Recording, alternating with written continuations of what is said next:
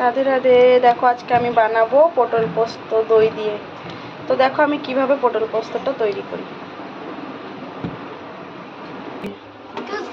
তো এখানে তেলটা গরম হয়ে গেছে, তো আমি তেলে পটলগুলো ভেজে নেব। দেখো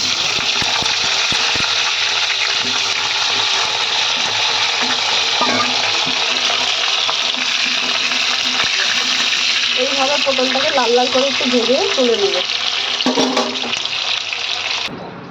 দেখো বন্ধুরা, আমি এখানে কাজুটা জলে ভিজিয়ে রেখেছিলাম। কাজুটা জলে ভিজিয়ে রাখলে কি হয়, জিনিসটা ভালো করে পেশা যাবে। তো ভিজানোর পরে আমি এটাকে তুলে নেব। এটা এখন আমি শিলপাটাতে পিসবো। ভাবছি তো শিলপাটাতে করতে, কিন্তু হিম্মত হচ্ছে না, ভাবছি মিক্সিতেই করে দিই। আর এটা পোস্ত তো ধুয়ে নেব। তোমরা ধোও কি ধোও না কমেন্টে বলবা, কিন্তু আমি তো ধুয়ে নিয়েছি। ধোয়ার পরে আমি এটাকে বাটবার কিছুটা কাঁচা লঙ্কা নিয়ে নেবা এইভাবে। তো দেখো এখানে আমার পটল ভাজা হয়েই যাচ্ছে।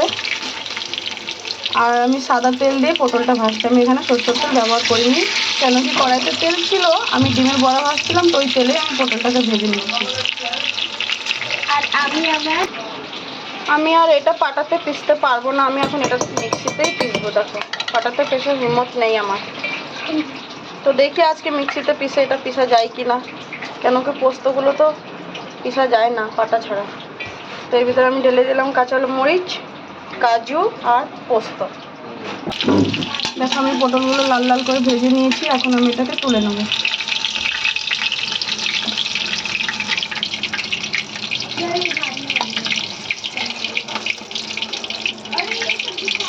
কে কে পটল পোস্ত খেতে ভালোবাসো অবশ্যই কমেন্টে জানাবা।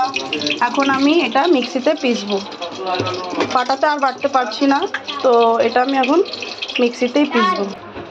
দেখো পটল পোস্তর জন্য আমি এখানে সরষের তেলই ব্যবহার করব। তো পরিমাণ মতো তেলটা ঢেলে নিলাম। এখন এটা একটু গরম হবে, তারপরে আমি পেস্টটা ঢালবো এর ভিতরে, যেটা আমি মিক্সিতে পিসেছি ওটা ঢেলে দেবো। তো দেখো আমি এটা মিক্সিতে পিসে একটা বাটিতে ঢেলে নিয়েছি। আর এইদিকে আমার তেল বি গরম হয়ে গেছে, কড়াইতে দেওয়া তেলটা। তো এই তেলের ভিতরে একটুখানি লবণ দেবো,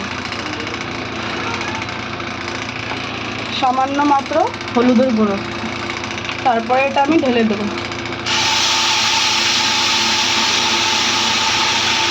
এখন এটা আমি ভালো করে কষানোর পরে ঢেলে দেবো এর ভিতরে একটুখানি দই।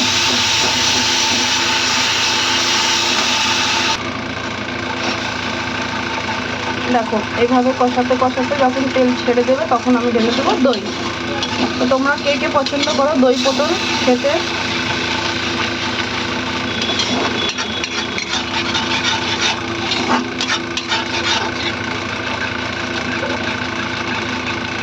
গরম গরম ভাতের সঙ্গে খাবো, দারুণ লাগবে এটা খেতে।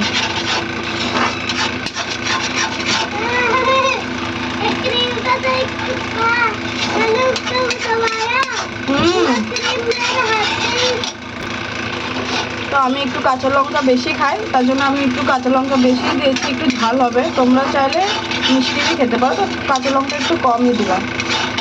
এখন এটা কষানোর পরে আমি দই ঢেলে দেবো। এখন নতুন নতুন বাজারে পটল আসছে, তো এই জন্য পটলের তরকারি খেতে হেবি ভালো লাগে।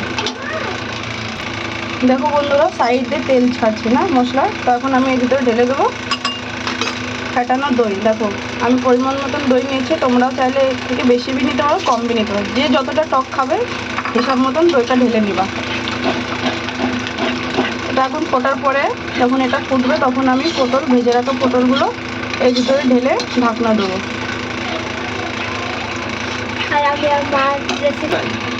তো দেখো আমার এখানে পোস্ত বাটা দই দিয়ে যেগুলো তৈরি করেছিলাম ওগুলো এখন ফুটছে, তো আমি ভেজে রাখা পটলগুলো একটা একটা করে এর ভিতরে ছেড়ে দেবো।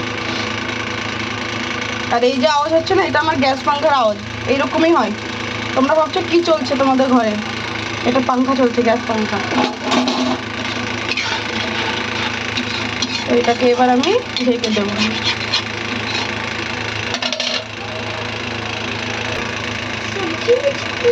দু চারটা চিনির দানা ফেলে দেবো, চিনির দানাটা ফেললে কি তরকারির কালারটা ভালো আসে আর খেতে দারুণ লাগে। এখন এটাকে ঢেকে আমি গ্যাসটা কম করে দেবো। তো ঢাকনাটা উঠে দেখি, বা কত সুন্দর এর ভিতরে কালার এসছে। দেখো সাইডে তেল পুরো ছেড়ে দিয়েছে। তো আমি এখন গ্যাসটাকে বন্ধ করে দেবো আর এটাকে তুলে নেবো।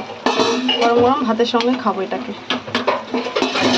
দারুণ হেভি লাগছে খেতে, দারুণ লাগবে, দারুণ। গা মাখা করে পটল, দই পটল হেভি।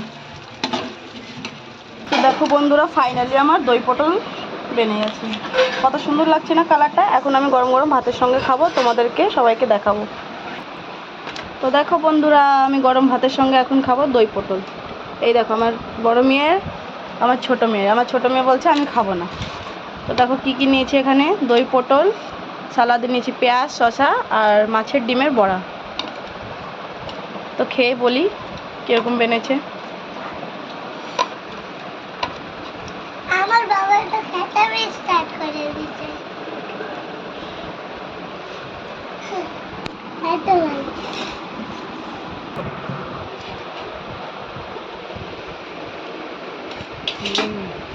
দারুণ, পুরো সিদ্ধ হয়ে গেছে, টেস্টি, মুখে জল আসছে, মিষ্টি মিষ্টি, দারুণ। আর তার সঙ্গে কাঁচা পেঁয়াজ। Bye bye.